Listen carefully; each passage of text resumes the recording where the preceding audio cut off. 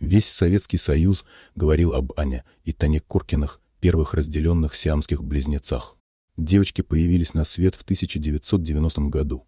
Врачи были расстроены, когда увидели, что дети отличаются от других. Молодая мама расплакалась, когда к ней принесли дочек.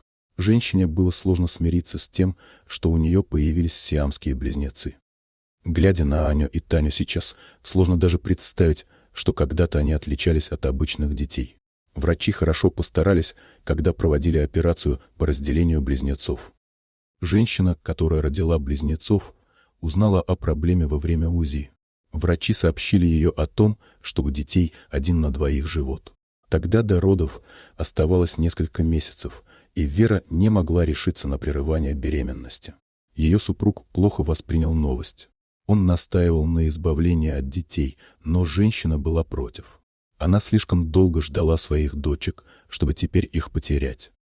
Когда малышки появились на свет, отец пришел в роддом. Он надеялся на то, что врачи ошиблись. При виде сиамских близнецов он сильно расстроился. Супруг бросил Вере букет цветов и навсегда ушел из ее жизни. Женщине было тяжело растить особенных детей. Ей хотелось, чтобы Аня и Таня ничем не отличались от других девочек. Веру поддерживал хирург Лев Новокрещенов. Именно он решил, что девочек нужно оперировать в Челябинске. Все московские клиники не соглашались проводить непростую операцию, которая на тот момент редко практиковалась. В СССР и раньше пытались разделить детей. Все операции заканчивались неудачно, поэтому Вера сильно рисковала. Лев Новокрещенов не только хотел разделить близнецов. Он твердо говорил, что выжить должны обе девочки. Он не соглашался на другие варианты. Врачи долго готовились к операции. Им потребовалось примерно месяц, чтобы собраться с силами. Хирургическое вмешательство было проведено 17 мая 1990 года. Именно этот день для девочек стал вторым рождением. Вера сама растила детей. Отец девочек хотел вернуться в семью после того, как узнал об удачной операции. При этом женщина не смогла его простить, ведь мужчина исчез именно тогда, когда ей нужна была поддержка. Семье было тяжело жить. Приходилось голодать, долгие годы копить на телевизор и магнитофон. Вера сама растила детей. Отец девочек хотел вернуться в семью после того, как узнал об удачной операции. При этом женщина не смогла его простить, ведь мужчина исчез именно тогда, когда ей нужна была поддержка. Семье было тяжело жить. Приходилось голодать, долгие годы копить на телевизор и магнитофон. Администрация города выделила семье двухкомнатную квартиру, потому как Вера с дочками жила в старой коммуналке. Все же им удалось пройти через этот непростой период. Девочки выросли, и сейчас сложно даже предположить, что когда-то они были сиамскими близнецами. Девушки до 14-летия время от времени проходили медицинские обследования. Врачи хотели убедиться, что с детьми все в порядке. Результаты были положительными, и особых проблем со здоровьем не наблюдалось. До 10 лет Аня и Таня даже и не думали о том, что они сиамские близнецы. В школе девочек часто обижали, так как дети считали, что у них много денег. Сверстники завидовали близняшкам и полагали, что те ни в чем не нуждаются.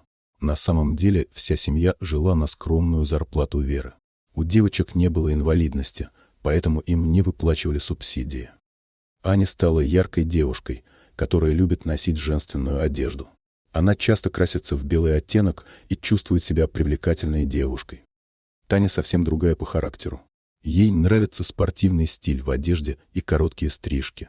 Девушка чувствует себя уверенно в подобном образе и не переживает о том, что совсем не похожа на сестру. Женщины работают на рыбном заводе и стараются всего самостоятельно добиться в жизни. Таня считает себя целеустремленным и твердым человеком. Она верит в то, что сумеет пробиться в жизни. Аня более мягкая и податливая по характеру. Она во многом полагается на сестру. Сейчас девушкам 29 лет, и они пока не вышли замуж. Близняшки признаются, что у них есть поклонники. Девушки не торопятся вступить в брак, так как им нужно сначала построить карьеру. Детей у Ани и Тани нет, пока девушки не стремятся познать материнство. Девушки не испытывают проблем со здоровьем. а проведенные операции им напоминают только шрамы на животе в области пупка. Известный доктор Лев Новокрещенов умер в 2016 году. Он прожил 89 лет и за это время сумел помочь многим людям.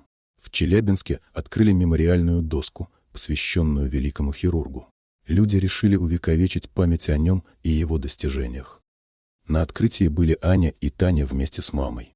Они благодарны великому доктору за то, что он помог им в детстве. Если бы не Лев, девушки не смогли бы полноценно жить. Великий человек не побоялся рискнуть и провести тяжелую операцию. Он понимал, насколько это опасно, но захотел помочь девочкам. Теперь они стали совершенно обычными людьми, которые могут жить отдельно друг от друга. Дорогие друзья, если вам понравилось видео, поставьте лайк, а также подписывайтесь на канал, где наши авторские истории выходят каждый день.